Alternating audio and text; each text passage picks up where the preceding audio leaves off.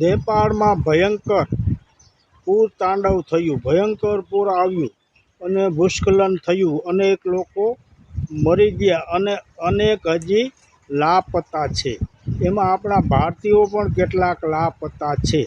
તે પછી ભારત સરકારે 3 ચાર્ટર પ્લેન ભરીને સામગ્રી મોકલી, રાશન સામગ્રી, મેડિકલ સામગ્રી અને કપડાં લત્તા વગેરે મોકલા. તે ખૂબ સારી બાબત કહેવાય કે આપણે પડોશી ધર્મ બજાવ્યો. એ ખૂબ સારી બાબત છે કે આપણે નેપાળને મદદ કરી.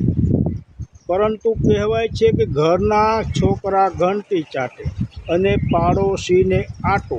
આ મદદ કરી તે સારી વાત કહેવાય, પાડોશી ધર્મ નિભાવ્યો કહેવાય. પરંતુ અહીં આપણે ગુજરાતમાં 3 જિલ્લામાં દુષ્કાળ જેવી સ્થિતિ છે, ભયંકર સ્થિતિ છે. માણસો તો કદાચ અનાજ મેળવી લે, પરંતુ આ પશુઓને ઘાસચારાની ખૂબ જ તંગી પડે છે, પાણીની ખૂબ જ તકલીફ પડે છે.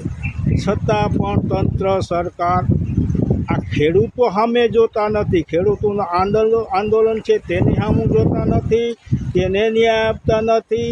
આ દુષ્કાળ જાહેર નથી કરતા કે કોઈ વ્યવસ્થા કરતા નથી. તો શા માટે આપણે નેપાળને મદદ કરી તે સારી બાબત કહેવાય, પરંતુ આપણા આ ગુજરાતના ખેડૂતો સામું પણ જોતા જાઓ.